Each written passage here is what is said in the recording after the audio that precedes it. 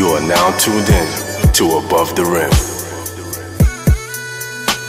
Welcome to Above the Rim, episode 25. Brought to you by your host, Justin, aka Just Blaze.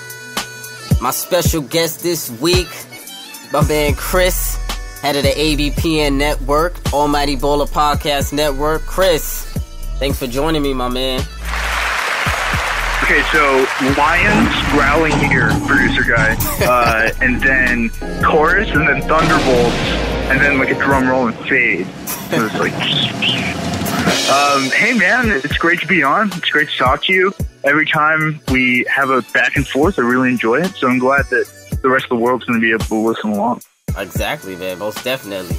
So, of course, you can find Above the Rim on iTunes, Stitcher, AlmightyBaller.com, Almighty Baller Podcast Network every Tuesday.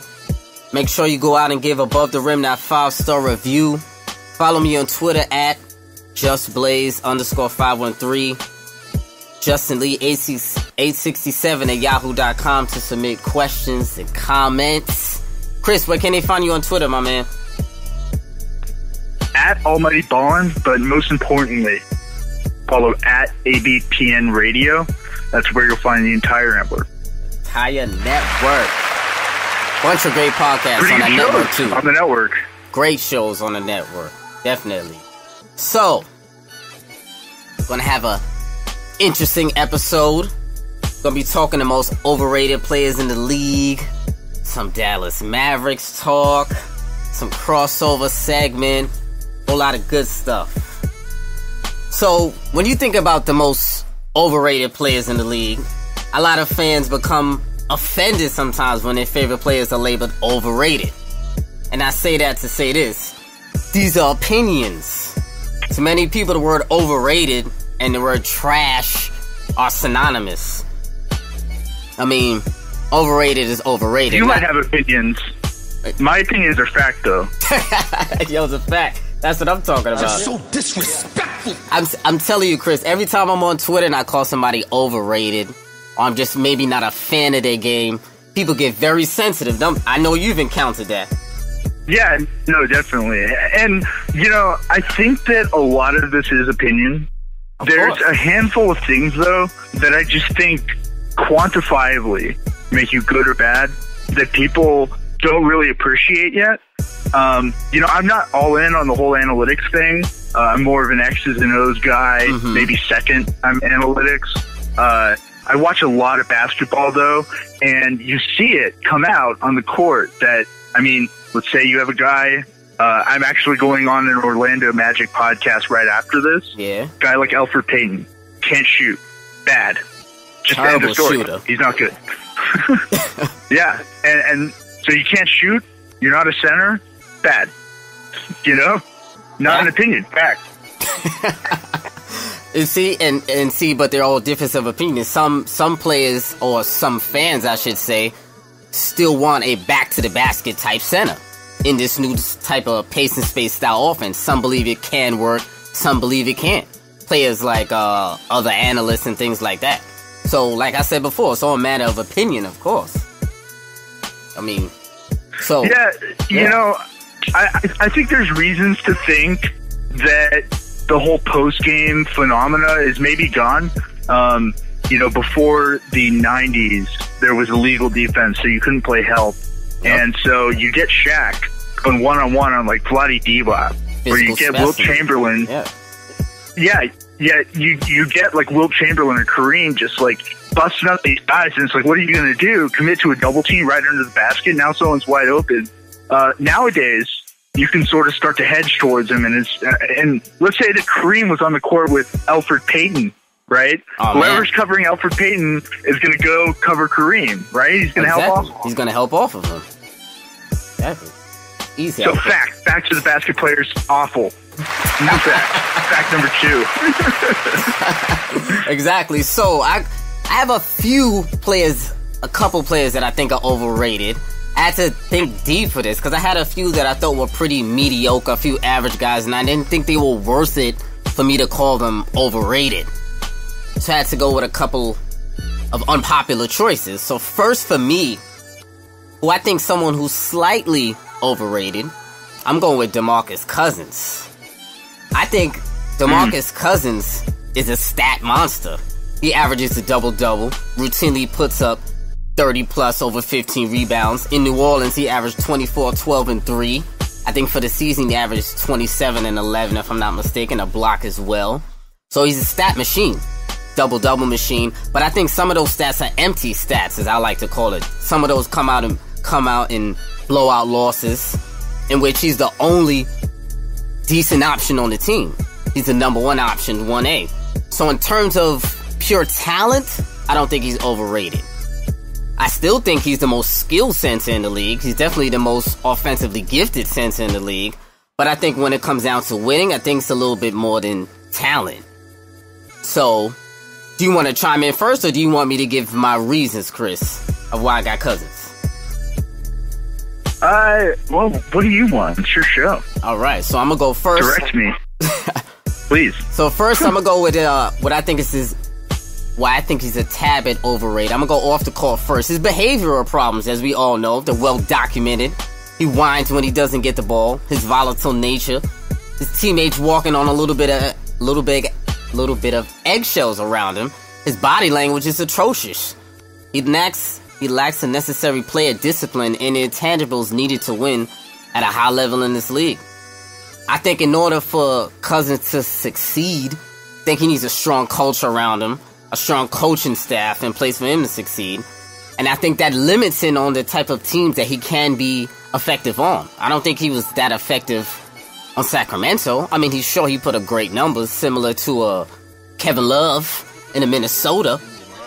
But I think as we transition on to his on-court game, he had a high usage rate. I think it was a 40% usage rate. I think is a little bit high for a center. Almost 4 turnovers a game for a center. That's too much for my center position. I don't think he should be handling the ball as much. I like him on the mid-range, handling the offense through him. I think sometimes he can get a little bit careless at the ball as well. So what do you think about... And I think also, as well, sometimes I worry about his foot speed in pick-and-roll coverage. What do you think about that, Chris? Well, so, to be fair to DeMarcus, who is the best teammate he ever had in Sacramento? Sacramento. I mean, that's a tough one. Who would you say? Right. Rudy Gay. Rudy Gay was out all of last year. So, I mean, but yeah, you could say really similar things about Rudy Gay, by the way, right? Of course. A guy who was overrated for a long time, probably, and then is now probably a little bit underrated. Before his big injury. But I guess what I would say about DeMarcus Cousins is first, I think that you started with culture. I think that's appropriate. I think that for the vast majority of NBA players, culture stuff totally overblown, doesn't matter. But then there's some guys like Tim Duncan who just lift everyone up. I think Kawhi Leonard's like that too. Of course. And then on the other hand, Steph Curry, great. And then on the other hand, there's guys, Rajon Rondo when he was on the Mavericks, DeMarcus Cousins when he was on the Kings, who just drag everyone down. And then I think everyone in the middle just sort of follows the leader. But if DeMarcus Cousins is one of those cancerous guys, or Dwight Howard, man, okay? If DeMarcus Cousins is Dwight Howard, then yeah. I mean, he's having an awful effect on his team. Yeah. Look at his body language. His body language is terrible. Well, yeah, but, there's a lot of guys with bad body language. I think that, some of the stories of him in Sacramento, though, like berating and belittling Stauskas and, yelling at teammates and reporters and everyone, you said walking on eggshells. I think that that's how everyone felt. Yeah. When they were around Boogie. If the stories about him being dysfunctional were true, I don't really know. We'll see. I really want DeMarcus on a good team and see what happens. Yeah, because you know who was cancerous when he was losing? Michael Jordan. He straight up punched Steve Kerr in the face. He hates to lose. He hates it so much. I bet he would have been just a nightmare if he was on the Sacramento Kings. So, maybe Boogie in a different situation is more functional. But another thing he needs to do is he's so skilled, but he doesn't use the right skills. Yes, I agree. You're right. Like, why is he ball handling? Why is he getting multiple turnovers? Like 4 turnovers from your center. That's way too high. 4 turnovers? He averaged 3.9 this season. Well, and it's like, if you were James Harden, right? You know, he probably had more turnovers. In fact, he definitely did. Yeah. But he also was getting 30-something points and 12 assists, right? And DeMarcus is not getting 12 assists, you know, somewhere near 30 points, though. But he's definitely not directing the offense. And if you're going to have that many turnovers, you need to be connecting on a lot more than the amount of passes he averages. Exactly, I 100% agree. And I think also on the defensive end as well, I think his foot speed is still a little slow to defend that pick and roll coverage on a consistent basis, on a championship level. Yeah, he doesn't care. Exactly. No. And all of a sudden, he's a 3-point shooter now. I mean, I like that he stretched his game, but I think he gets a little too trigger happy from time to time. Definitely do. Yeah. And hey, man, you know what? You want to hear another fact? Not an opinion? Centers who can't play defense, bad. DeMarcus, bad. No, he's super talented. Yeah. I mean, the other problem with DeMarcus is that, I mean, the thing that makes a superstar, I think, is, you know, you look at win shares plus minus, just the value of you existing on the basketball court. Yeah.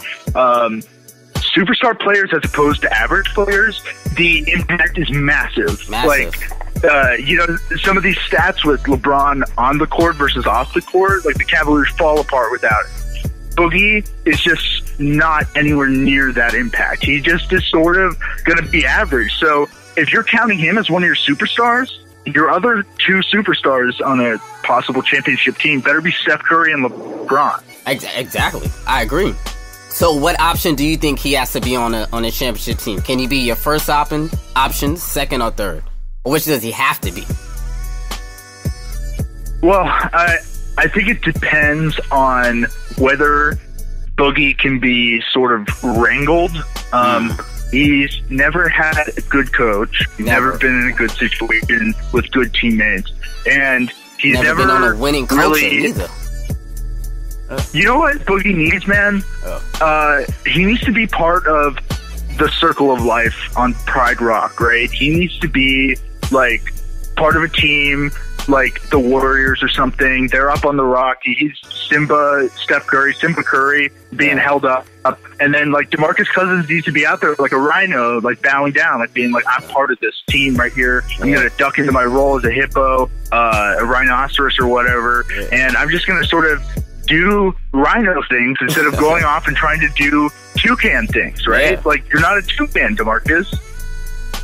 I don't understand, man. I just wish he would, I'm actually rooting for him to go to the Wizards. Hopefully he can somehow possible get that done as a free agent. Because I definitely don't think he's staying in New Orleans. I think that chapter's done after they missed the playoffs this season. Chapter's done. Oh, God, yeah. The Pelicans are going to be really bad. Terrible. I think the Wizards, you know what? That's a really good option because John Wall, Boogie likes John Wall. Exactly. He's going to be like, yeah, John Wall, if you want to be the ball handler, if you want to be making these dishes to me, like, go ahead. I can score 30 off of passes from you, so I don't have to average 16 turnovers. Exactly. I think that would be a perfect fit for Boogie right there. I think that would be a perfect fit. So next overrated player on my list might be an unpopular Wait, opinion. do I get to do one? Oh, yeah. You go ahead. You got one? All right, okay. All right. Here, I'll keep mine. I don't have to do all 3. I'll just do a couple. No, we can go through. I'll only do one right now, though. D. Wade. Oh, D. Wade. So disrespectful. Tell me why. Now, this is nothing to do with him as a career. In fact, I think he's very underrated in terms of his career. I think that he's, you know, probably a top 3 shooting guard of the last 20 years. Like, fantastic. He led a championship team. Keep that in mind, right? And then was part of a couple others. So, D. Wade, fantastic player over the course of his career. But this version of D. Wade, he's shooting inefficient shots, right? Mid-range jump shots, not good offense, not a lot of threes, not a lot of layups, not a lot of layups, not a lot of shots at the rim. Oh God. Well, a lot of dunks, but he's hitting them up against the rim. You know, like that one Shaq in a Fool moment where he just dunks on the rim. And then on defense, he's one of the worst defensive players in the league. So his overall impact is just bad. But I think, do you really think he tries hard on defense, though? I think he's preserving his energy throughout the game. I mean, it's a terrible approach, but when you're, 34? What is he, 34 right now or 35? I think he's several hundred years old. Damn near. Just so disrespectful. Yeah, well, I mean, I'm not sure that's a good excuse, though. Like, if you don't try on defense, it means you're bad at defense, right? True. I mean, defense is all effort. I mean, it's not all. Yeah, it's a lot of effort. I mean, being bad at defense is all lack of effort. How about that? Yo, I mean, that's a fact, too. Okay. All right, so next up for me, overrated, I'm going to go with Al Horford. Now, I think... shut up. I'm going to go... You don't agree? You disagree already? Oh, my God. I know you're a big Al Horford. About? I know you're a big Al Horford fan. Listen, when you sign Al Horford, 4-year max deal, some declared that Al Horford signing was the most impactful signing in Celtics history. Tell me you didn't hear that. $25 million a year for 4 years for playing his 30s. This year he averaged, 14 points, 6 rebounds, 5 assists, a block. In the playoffs, fairly the same. I think he averaged 15, 6, and 5. 0 blocks as well. So those are relatively pedestrian numbers for a max player. Is that not fair to say? You're looking at his numbers. Remember, okay, but I'm a dig deeper. When LeBron James is on the court, Cavaliers good. Off the court, Cavaliers bad. When Al Horford is on the court, Isaiah Thomas, who is 3 or 4 feet tall, he's got that little bit of separation because Al Horford is knocking down shots from the perimeter. He's making the right pass. He's fitting into the system. He's being everything that Kelly Olynyk goes to sleep wishing that he was. That is true, but is that enough as your second option? That's not enough as your second option. See what you're saying right there? That's something that a third option should do, or fourth. He's basically a rich man's Jay Crowder, if you will. He's basically a glorified role player, is what you're describing to me.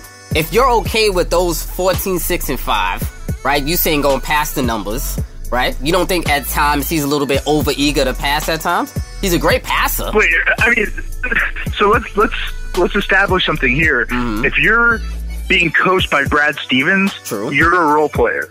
Like that's just all there is to it. You're Thomas isn't a role player. Of his chessboard. I'm sorry? Thomas isn't a role player. IT.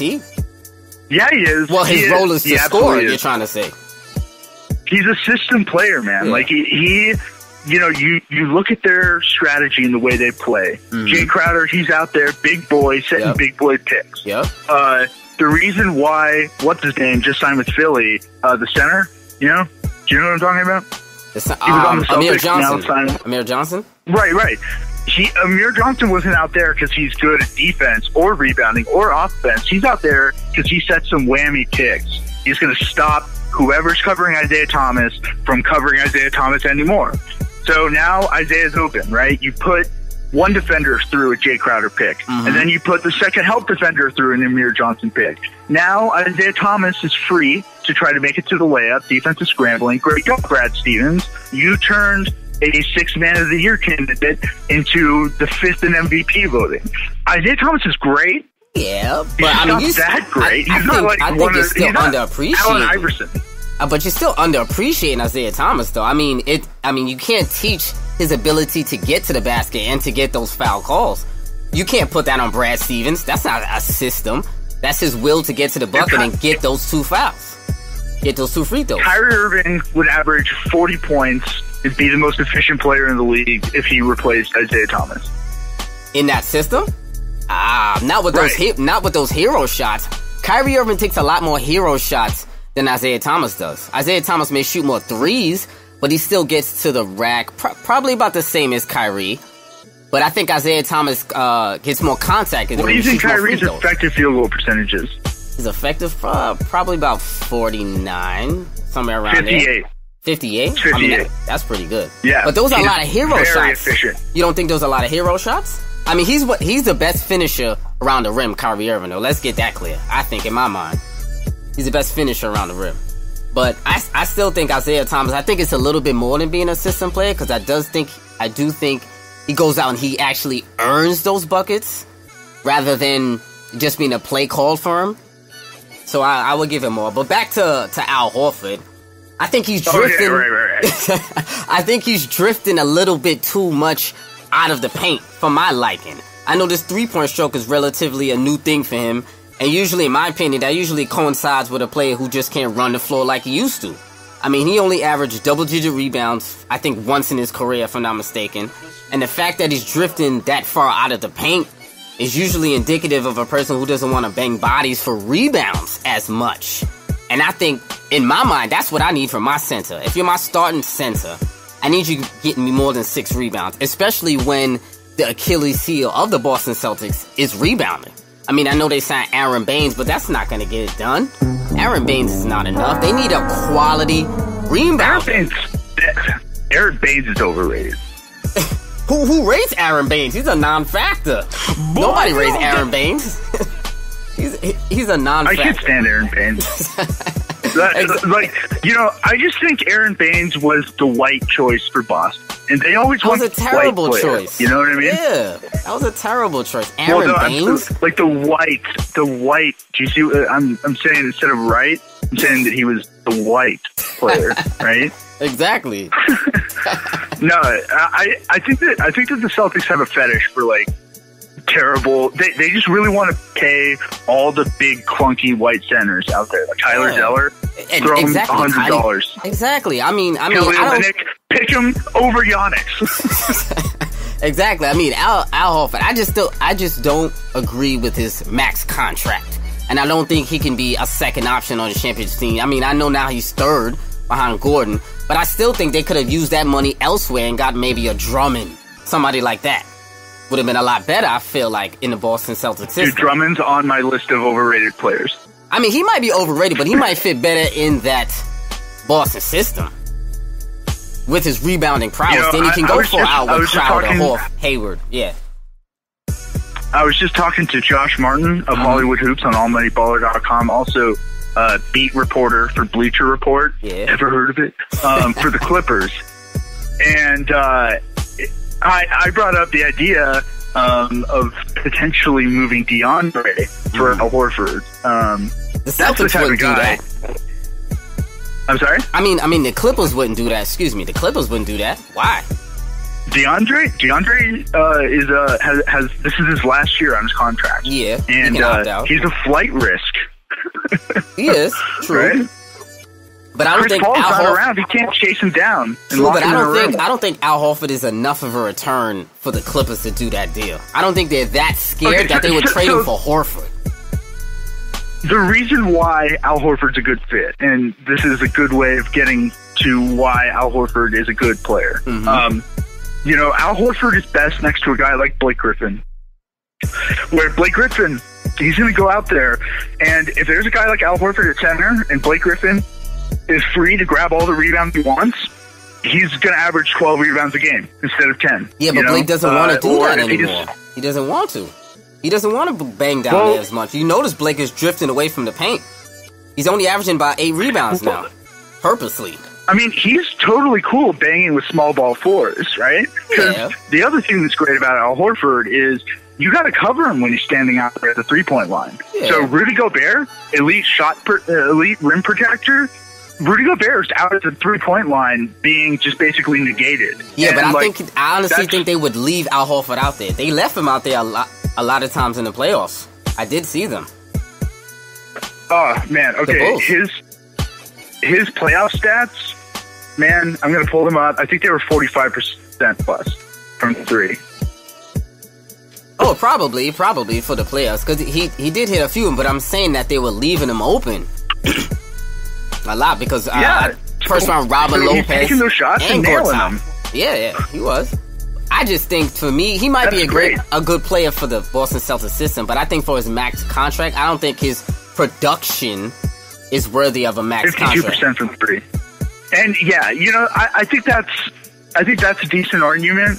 Though you look back at last year, some of the money that got dished out to guys like Luol Deng, Timofey Mozgov, Jan Bahimi, Chandler Parsons. Those were fails. Right. I just Al Horford's making $4 or $5 million more than Alan Crabb, right? And I think that Al Horford is worth $4 or $5 million. He's worth like $15 million more than Alan Crabb. So with so many people getting overpaid, all right with that. Mm-hmm. Okay.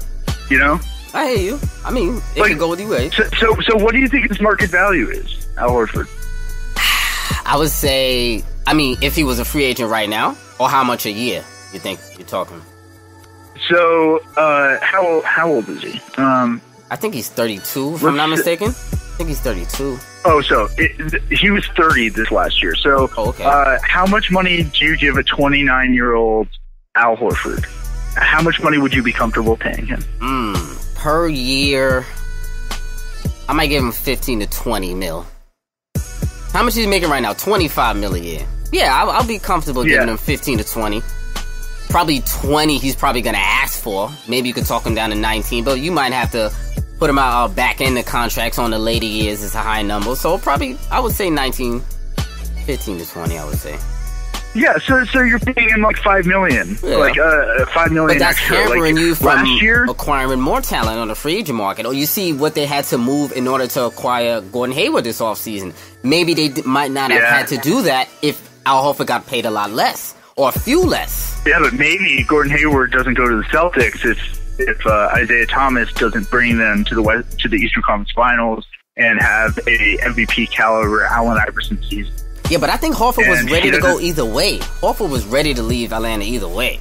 I think he was going to go there, no matter what. It was all about the money. Hayward? No, not Hayward. Horford. The year before. No. I'm saying, you're talking about Hayward. I'm saying Horford went to the Celtics, made Isaiah Thomas way better, and so the Celtics were way better, and then Hayward was like, okay. Yeah. True. So, you have another overrated? I got one more. Let me know. Like I said, DeAndre Jordan. All right. And I'm gonna. You don't think he's an All-NBA? Him for a little bit. Huh? Andre Drummond. Okay. So here's my thing with Andre Drummond. I was saying, like, there's things like you can't be a back-to-the-basket center in this NBA, or you're Jahlil Okafor, right? Doesn't work. Or like Enes Kanter can't play in the playoffs. It's just like it's not functional. You can't be like just like a mid-range chucker like D Wade. You can't be a guard who doesn't shoot like Elfrid Payton, and you can't hit 30% of your free throws. It doesn't work. Just so disrespectful. It's very true, though. You cannot hit 30% of your free throws. It's bad. It's terrible. I mean, that's, of course we know that's his Achilles heel, but I mean, his rebounding prowess. I like it. I'm not gonna lie there, Chris. I do like it because him with Drummond in the middle, it does allow you to go 1 in, 4 out. So you can surround it with 4 perimeter players and Andre Drummond. So I do like him in my lineup. Look, man, one of the most impressive things about Andre Drummond, and this wasn't true last year because Stan Van Gundy, I guess, doesn't know what he's doing. But for the last few years, basically since Van Gundy took over, he's been shooting his effective field goal has been like about 51%. Yeah. When in his first 2 years, it was like 62, right? And one of the most remarkable things about Andre Drummond is that he can even finish at the rim, given how much people are just going to like slam into him. And just like, that was the thing with Shaq, right? Everyone always fouled Shaq when the choice was like, am I going to get dunked on or am I going to foul this guy? It's like you foul him every time, right? Yeah. That's what makes Embiid so stupid. Embiid averaged the most free throws per game in the games they actually played out of any players because all it's 31 like of those. You got this physically dominant force, and you as a defending center, you're like, oh, crap. Like, do I foul him and let him shoot 85% from the free throw line? Or do I let him yam all over me? I don't know what to do here. And then before you know it, he's yammed all over you and he's going to shoot one free throw. So if Andre Drummond shot 75% from the free throw line, he's the second or third best center in the league. If he can't shoot better than 30% from the free throw line, he is not a starting caliber center. Oh, not even a starting caliber? Nah, that's a little disrespectful. Starting caliber? He's still starting caliber. He's certainly not. He's not a finishing caliber center. You have to take him off the court in the fourth quarter. Yeah. That's true. I mean, that's true. That's all depending on if his team is good enough to hold a lead. That's the only way I feel like. Then they're just going to hack a drum, and then you got to sit his ass down. So, I mean, either way, he's got to work on that free throw shooting. Either way. So, one more, my last overrated. Yeah, it's bad, terrible. My last overrated, I'm going to go with Kyle Lazy-Ass Lowry, a.k.a. Chubbs. This year, averaged 22 a game, 7 assists, 4 rebounds, 31-year-old. Playoffs this year. What do you average, y'all? 15, 3 and 5 assists, 46% from the floor, 34% from 3. I mean, if you... How many minutes? I think he had like 32 minutes per night. 32 minutes. 32 minutes a night, which is abysmal, by the way. I mean, I wish you could just lower his salary for the playoffs because he ain't earning it. He's not earning his playoff salary. He continues to disappear in the biggest of moments. Doesn't show up in big games. His game isn't dynamic to me. To me, he's just a solid point guard. And I think at the point guard position in today's NBA, we need either a dynamic scorer or a dynamic playmaker. And I don't think he's either. I just think he's a solid player. And this postseason, his scoring average dipped from 22 to 15 in the postseason. I know you might say his wrist was a little bit hurt. I don't think that's a valid excuse. I think he had a little bit of time to recover from that wrist. And then, listen, honestly, they should have went out in that first round against the Bucks. If they had Jabari Parker, that series would have been a wrap. And I think in about 5 games, they would have been out. And I think also, forever staying on his record was the 2016 Conference Finals when he left the game, second quarter, to decompress like a bum.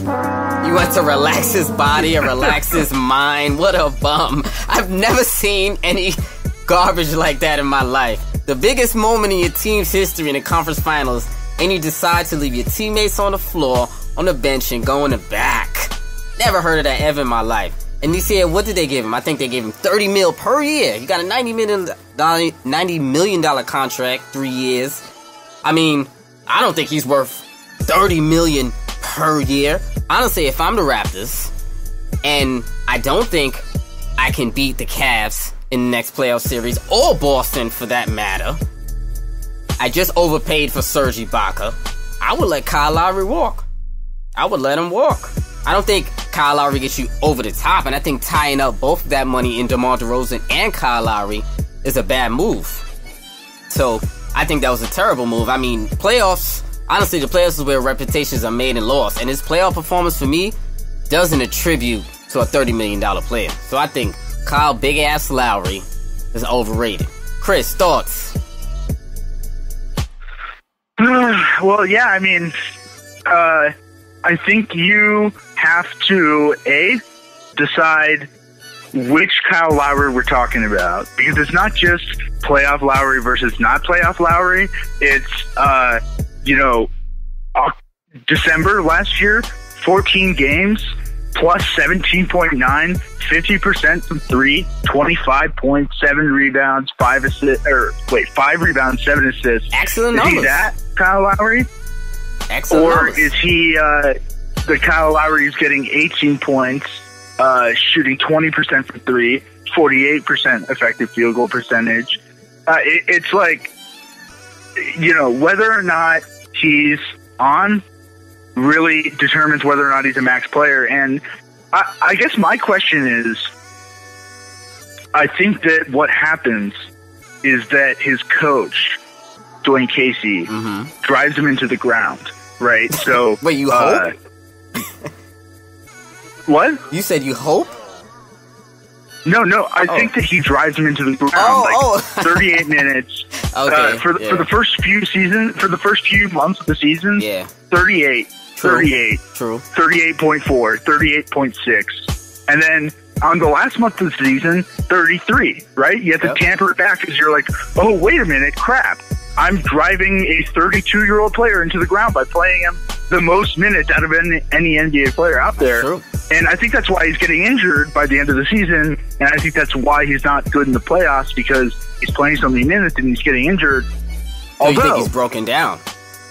So you're going to blame it all on him breaking down? Is that enough? That's not enough of an excuse. I don't really know, man. You know, this is one of those things that I can say fact or not fact. I don't really know. But his performances are putrid in the playoffs. Listen, his last 3 playoffs, 2015, he averaged 12 points, 5 rebounds, 4 assists, 31% from the floor, 21% from 3. I think that was the year against either the Wizards or the Pacers, if I'm not mistaken. 2016, he averaged 19, 4, and 6, 30% from the floor. 2017, 15, 3, and 5. A nice 46% from the floor, but 34% from 3. Those are 3 terrible playoff performances when they honestly should have lost all 3. But by the grace of the Lord, they got through those playoff series and then lost in the next round, aside from the conference finals. I just don't think Lowry puts you over the top.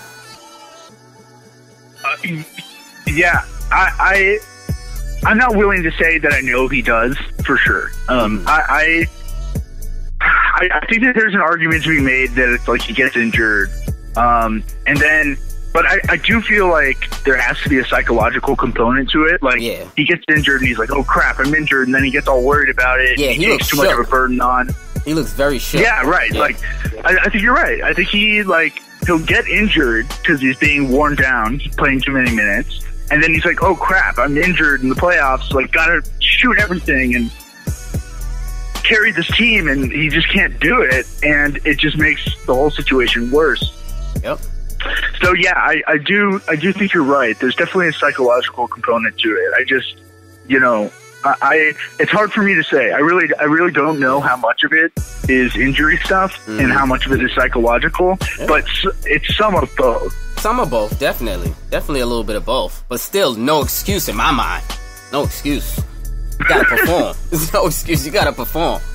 Exactly. You gotta be above the rim. Exactly. You gotta be. Talk about it. That's what I'm talking about, Chris. So before we move on, do you have any more overrated players? Overrated network. Locked on NBA network. Crap. Amen to that. Exactly. So as we know, Chris, I'm good. I'm ready to move on. Yeah. So you out in Texas, right? You live in Dallas, Texas?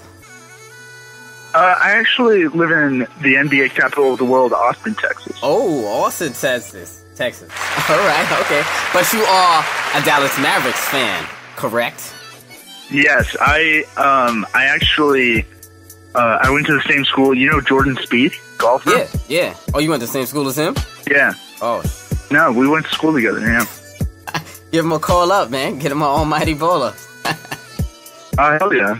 I got drunk with him when I was 21 in high school. And of legal drinking age. The legal drinking. Exactly, man. Exactly. So the Mavericks actually have had in the lightest of terms, I'll call it a peculiar off-season. Kind of weird. They didn't make too many moves. They have Nerlens Noel, still a restricted free agent, I might add. Didn't make too many. Drafted Dennis Smith Jr. Now that Dirk is coming back for his 20th season. So, Chris, as a Mavs fan, how would you grade the Mavs this offseason? Are there any moves you wish they made? What grade would you give them? Satisfied? Yeah, I'm satisfied. I mean, I think it was above average. I think, you're right. They didn't do a lot, but cap space, really valuable. They're sort of keeping their powder dry. They brought Dirk back on board, low salary, low cap hold for next year. Are you okay with that? Have a shot. You okay with that? What's that? With bringing back Dirk for his 20th season? You think he should retire, or? I think that the Mavs are probably doing the right thing, which is, 1 foot in, 1 foot out. But okay. they're sort of doing the splits, right? Like they're starting Dirk, they're all in on that, right? They're playing him any minute he wants. Yep. So their foot is all the way in there, and their foot is also all the way in. I mean, like the reason why it was a good offseason, frankly, is in terms of like free agents, it was like a C probably. In terms of the draft, A+. So you all on board with Dennis Smith? Well, I'm a big fan of guys. Actually, if I were to sit down and make a list of guys who are good at shooting pull-up 3-point jump shots, I would be reading you a list of the best point guards in the NBA. Yeah, that's true. Dennis Smith in college shot 42% from NBA distance, right? And he shot 37% on contested pull-up 3-point jump shots. So it's like everyone was so quick to be like, "Oh, Marco Fultz, bad situation, bad teammate." Dennis Smith's coach got fired in the middle of the season. Yeah. Dennis Smith's teammates were awful. I think you got to look at the context of that, and you got to look at the context of that 48-inch vertical too. Yeah. I like Dennis Smith. I'm not gonna lie. I think he's gonna be a problem this year. I think Dennis Smith will pull up. You're in New York, right? Yeah, New York, Brooklyn. Hey, have fun with Frankie Nicotine, man. Yo, he's terrible. Oh man. He's not terrible. He's just like not anywhere near as good as that. He wasn't my choice. For the Knicks, I actually wanted Malik Monk. Yeah, they should have gotten Malik Monk. Exactly. For sure. I think it was a terrible choice, but hey, that was Phil, and he's no longer here. What can I think it was not a good choice, but I mean, he's not so bad that it's like, so Chicago drafted above you. They took that big Swedish guy, or I don't know. What Markkinen. Yeah, Markkinen. Bad choice. Not the right choice. I can tell you that right now. I can't for sure tell you whether Teleking is going to be better than Dennis Smith. But if you're gambling, like, I put my money on Smith. The chances are so much better that Dennis Smith will be better. Of course it is. Of course, I put my money on Dennis Smith either way. So I think, the Mavs, I think that was a great pickup, and I think the Mavs fans will be very happy in the future with Dennis Smith Jr. So, going back to Dirk really quick, I want to ask you a Dirk question. Where do you rank Dirk in your all-time top power forwards? All time. Power forwards? Yeah, power forwards. That's Tim Duncan included in power forwards, Kevin Garnett included in power forwards. I'll tell you what number I got him at, because this was a very interesting debate I was having. I got him at number 5, all-time top power forwards. So, Tim Duncan higher. I got KG higher. I got KG, Tim Duncan, Charles Barkley, Karl Malone, then Dirk. I think he's above Karl Malone and Charles Barkley. Ooh, you got Dirk above both? Yeah, for sure. Wow. So that means you got him at number 3. Look, man, what was the last championship team that you were? Okay, I was saying, like, who's? Wait, so you gonna throw the championship argument in this? Well, a specific argument though. All right. Okay. So, who was in that 2011 championship run? Who was Dirk Nowitzki's best teammate for that run? Was it Tyson Chandler, who over the course of the playoffs averaged 7 points a game? Maybe it was a 40-year-old Jason Kidd who was his best teammate. Or Jason Terry, who was coming off the bench. Maybe it was, Sean Marion, averaging like, also coming off the bench, right? Yeah. Or Deshaun Stevenson playing lockdown defense on LeBron. I think Josh Howard was on that team too. Josh Howard. No, he wasn't on that team. He was on that 06-07 team that got knocked out in the first round. Okay. Yeah, I mixed years. You're right. And that year never happened for me. Like, I have no recollection of that. But I mean, I think there's something special to be said. It's like, not only did he do it, he did it basically by himself without any other all-star teammates. And I think that's pretty incredible. Yeah, that was an MVP year for Dirk. Great season. I would put him under Tim Duncan, and I would put him right. I don't want to put Kevin Garnett higher. He's tied with Kevin. I got KG higher. Honestly, KG is the most talented power forward of all time to me. I think he's more talented than Tim Duncan. Tim Duncan was the more successful, but but I think KG was the more talented. I think his game was top notch, and I just like KG more than Tim Duncan. So I got KG, Duncan. Yeah, I think you're probably right. I'll put him above Dirk. Okay, all right. Okay, I can't put Dirk above Chuck. I got to give my man Chuck the nod because of his versatility. Well, you're wrong. Fact. I mean, exactly. So obviously, best European player ever. I think that's about easy. Best European player, hands down. But, I mean, so do you think Porzingis could be a Dirk 2.0? Or better than Dirk? He's like... You know how there's like an Xbox 360 and then it goes to Xbox One? Mm-hmm. Or like, okay, you know what? Dirk is like a Game Boy, and then Porzingis is like a DS. Still, Game Boy is still always better than DS, though. More classic. Well, I mean, yeah, for its time, right? Mm-hmm. But right now, if you're GameStop, you're not giving as much money for a Game Boy Color, right? But the newer so model. I think what Dirk did is, you look back at the history of great big men, great 7-footers, and there's one big German outlier in terms of being able to shoot from long distance, especially like the 3-point line, and being efficient at it. One of the most efficient players in the league year after year, MVP winner. Yeah. And Dirk was the first guy who made that model work, and everyone was like, "Oh, Eurosoft."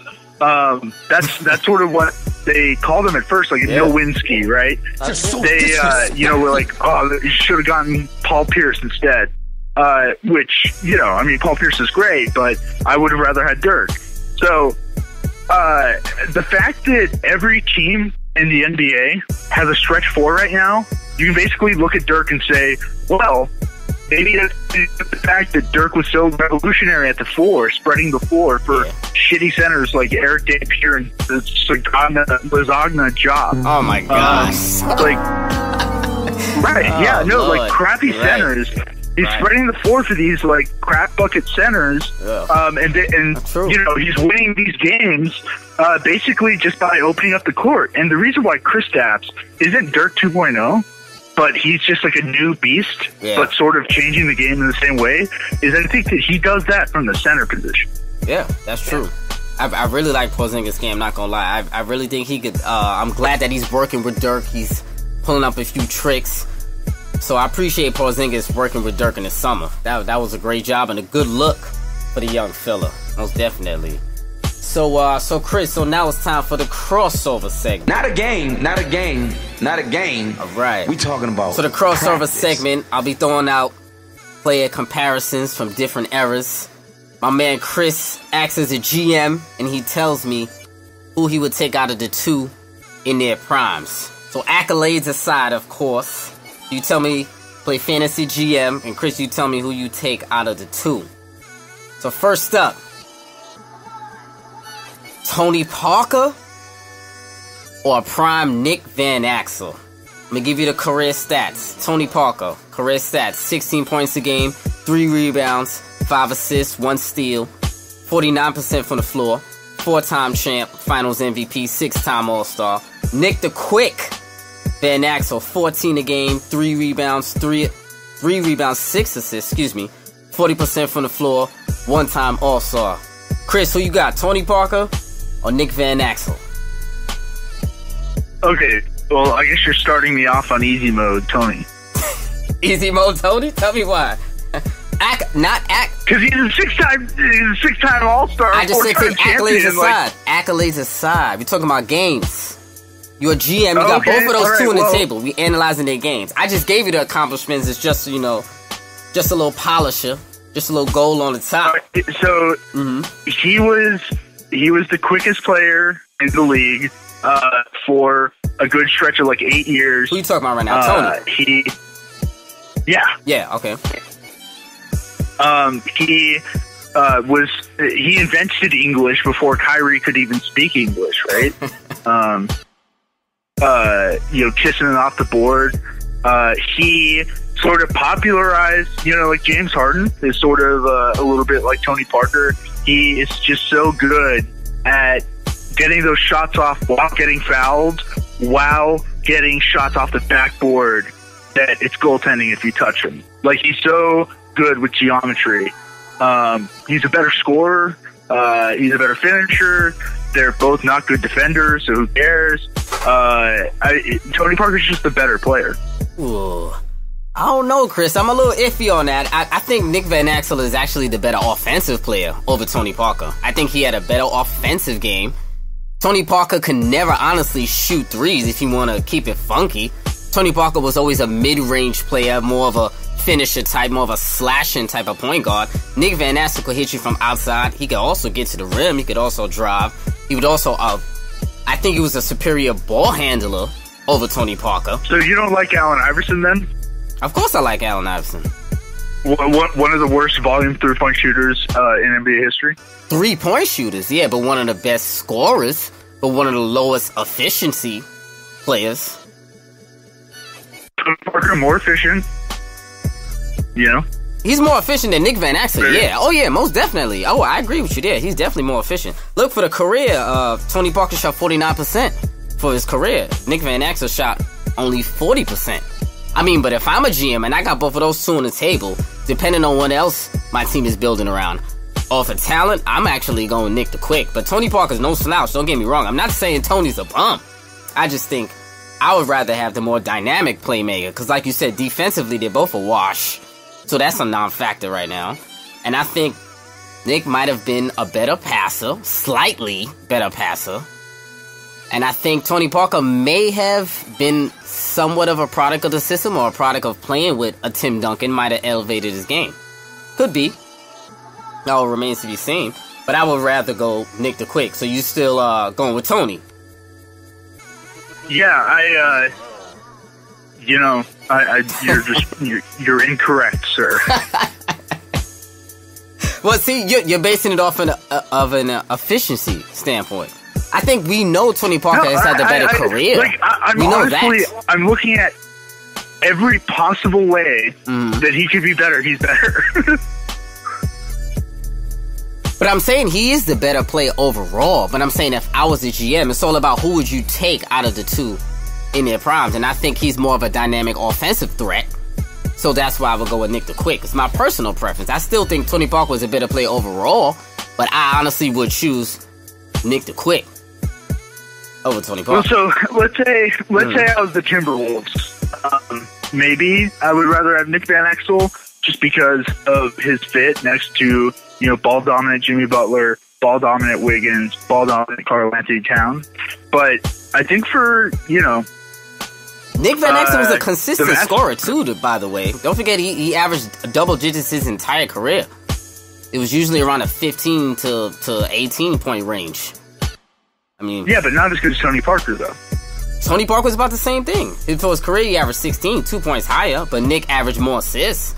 But of course, you're saying you go in the efficiency route. But like 2 points higher, surrounded by a championship team. Like, if you put Nick Van Exel on the Spurs on a good team, like he's not going to score as much. Oh, I disagree. I think there will be easier opportunities for Nick to score. Well, back in those teams, when he first got drafted, he was with Eddie Jones. And then I think right after that, he was with an early Shaq. Then he went to the Nuggets. Then he went to the Mavs. He contributed on each one of those teams. He turned into a sixth man, basically. But that's just me. But I get you. Yeah, and Tony Parker turned into a Finals MVP. Oh, yeah, he is. We're not taking that away from him. Tony Parker is a stud. But let me give you one more. So next up, are you taking a prime Blake Griffin or a prime Sean Kemp?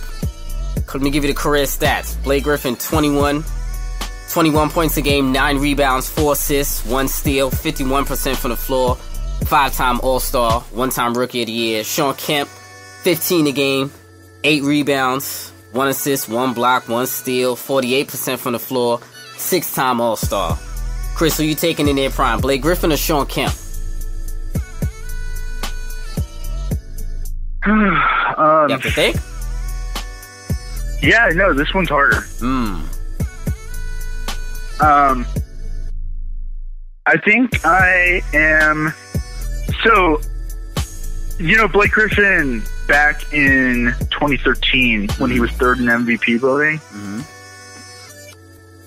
I think that year was better than any year that Sean Kemp had. That was peak Blake.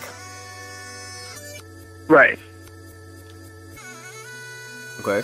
Better than any. So you basing it off that one single season? You think that one season that Blake had is better than any season in Sean Kemp's career, basically? Even when he went to the finals that year, I think he averaged about 20-12 or 22-12, if I'm not mistaken. That 96 year and that 97 year. Well, but if you grab Sean Kemp's career from 93 or 92 in Seattle, bring it up to 2000 in Cleveland, like that's 8 years. Blake Griffin, punches too many equipment managers to be even out on the court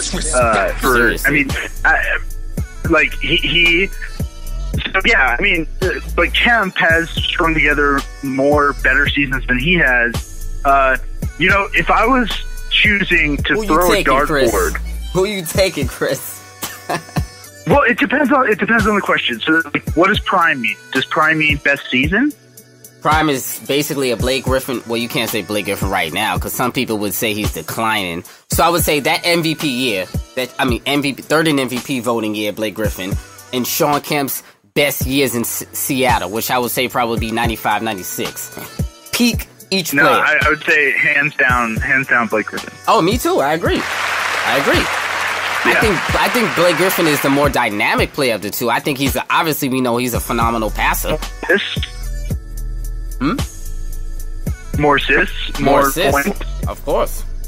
I think he's a better scorer as well over Sean Kemp. I think Blake Griffin could score in more of a variety of ways than Blake Griffin. I still think rebounding, I think maybe they might be kind of a wash, or maybe Sean Kemp might be a little bit better.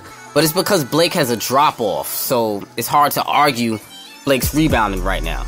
But he's definitely a better passer. And also he plays next to DeAndre. Exactly. So that hammers his... a lot of people don't realize that. A lot of people, they love to get on Blake for his pedestrian level rebounding now. It's about 8 rebounds a night. But I think it's because he doesn't even fight for those rebounds. I think he lets DeAndre grab majority of those and sprints back.